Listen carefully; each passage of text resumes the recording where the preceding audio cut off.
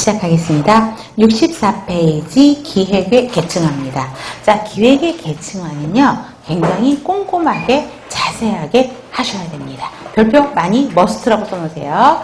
자, 아까 기획의 원칙에서 우리 계층화의 원칙이 있었죠? 이거를 자세하게 다루는 것입니다. 자, 기획은 개요보세요. 목표를 정하고 목표를 달성하기 위한 수단과 방법을 계획적으로 수립하는 과정이다. 그럼 이것도 기획의 정의에 대한 거죠. 기획의 개념인 거고요. 자, 기획은 신념, 목적, 철학, 목표, 정책, 절차, 규칙으로 계층을 이루어야 된다라는 게 계층화의 원칙이죠. 그래서 밑에 피라미드 구조로 되어 있는 거 보세요. 가장 큰 위에가 뭐예요? 목적, 사명이라고 이야기하죠. 그 다음 목적 다음에 철학, 그 다음에 목표. 이 순서를 외우시라는 거예요. 그 다음에 정책, 절차, 그 다음에 규칙.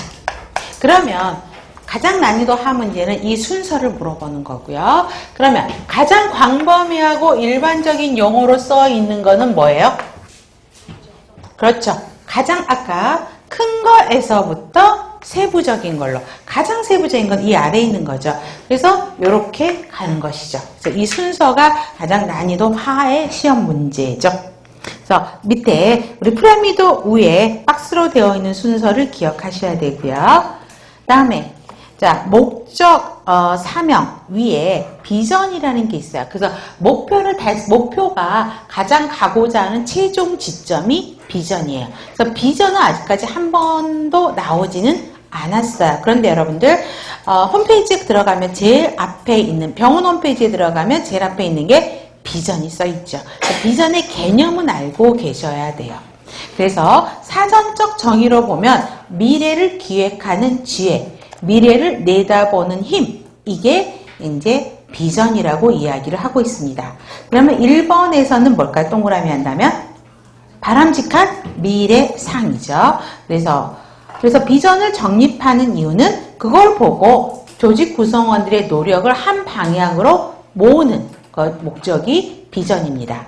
그러면 우리 시험 문제 낸다면 비전 진술문의 특징을 문제를 내겠죠. 자, 미래지향적 안 외워도 돼요. 목적을 달성하기 위한 거니까 목적지향적 안 외워도 되죠.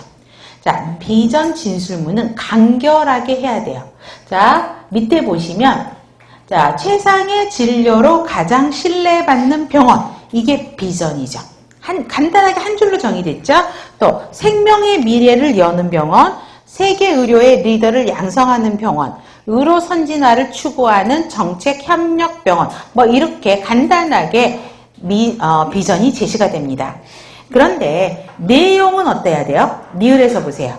내용은 구체적으로 써 있어야 되죠. 그러면 여러분들이 좀 혼돈이 오시나 봐요. 선생님, 비전은 간결하게 하라면서 왜 또 내용은 구체적으로 하래요? 연결이 안 돼서 그 예를 거기다 써드렸어요.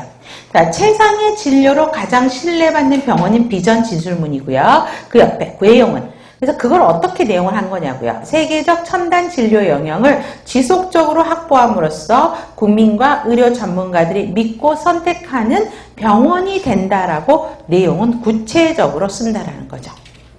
그 다음에 건강 소비자인 대상자, 누구죠? 국민이죠. 국민이 중심이 되는 거고요. 그 다음에 실현 가능성이 있어야 되죠. 또 구성원들이 그거 보고 동기부여가 될 만큼 매력적이어야 된다고요. 내용은 구체적이어야 되고요. CAR 원칙, 믿음이 있어야 되겠고 매력이 있어야 되고 현실적이어야 된다. 현실성을 갖고 있어야 된다는 거죠. 자, 그래서 고객과 직원의 행복을 창출하는 간호부가 지금도 이건지도 모르겠어요. 세브란스 병원 간호부의 아마 세브란스 병원 간호부가 아니라 세브란스 병원의 비전일 거예요. 그 다음에 국민과 함께하는 21세기 초인류 병원, 이게 삼성병원일 거예요. 그래서 그러한 비전들이 제시가 되는 것입니다. 그 다음에가 이제 제일 먼저 목적 이꼴 사명으로 보죠. 미션이라고 합니다. 자, 첫 번째 순서는 안 외워도 되겠죠. 중요한 거는 2번과 3번이에요. 그러면 목적에 동그라미 2번에서 핵심 단어 동그라미 해보세요. 사회적 존재 이유. 그 병원이 사회적으로 왜 존재해야 하는지에 대해서 써놓은 게 뭐다고요? 목적. 그래서 존재 이유란 말이 항상 들어갑니다. 그래서 조직의 사명을 명시한 것으로 굉장히 상위 개념, 요거에 비해서는 가장 상위 개념이기 때문에 넓게 광범위하게 일반적으로 써놓은 거고요. 그러면 간호조직의 목적은 뭐냐고요? 간호조직의 존재 이유죠. 간단하게 말하면 그렇고, 일반적인 간호조직의 존재 이유는 대상자에게 질적 간호를 제공함이 이야기다. 여러분들 문제집 보면 이거 하나하나가 다 문제예요. 간호조직의 존재 이유는 무엇이냐? 이렇게 하고 답을 질적 간호를 제공하기 위함이다. 뭐 이런 형태로 되어 있거든요. 그래서 2번과 3번은 기억하셔야 됩니다. 자, 목적은 주기적으로 검토해야 된다. 수정 가능성이 있다는 거죠. 자, 목적뿐만 아니라 철학도 바뀔 수 있고요. 목표, 정책, 절차 다 수정 가능성이 있어요. 한 가지 안 바뀌는 게 뭐라 그랬었죠? 규칙. 규칙만 수정이 안 돼요. 수정 안 되고 나머지는 다 바뀔 수 있다라는 거. 그래서 4번. 주기적으로 검토돼야 된다는 건 목적에만 해당되는 게 아니고 나머지 다 속합니다. 그 다음에 간호부의 사명은 간호부보다 큰 조직은 병원이잖아요. 그래서 같은 코드로 가야 되죠. 병원의 흐름에 맞춰서 간호부의 사명도 바뀌어야 되고요. 간호부의 목적은 양질의 간호 제공, 교육 연구, 지역사회 참여 기여, 국민보건 증진 등들이 포함이 되죠. 근데 사실 6번은 안 해오셔도 돼요. 그 다음에 철학이 15년도 서울시 문제에서 나왔죠. 그러면 1번과 2번 봐보세요. 핵심 단어 들어가는 게 뭐가 있죠? 공통적으로. 신념 가치체계예요. 그래서 구성원들을 움직이게 하는 신념 가치체계, 이 말이 항상 들어가는 게 철학입니다. 그래서 특히 뒷페이지에 3번 우선적으로 강조되는 가치와 기준이다. 가치 신념 체계 나가고요. 그 다음에 간호의 가치 신념 체계는 한국간호사 윤리강령에 볼 수 있죠. 자, 7번은 별표하셔야 돼요.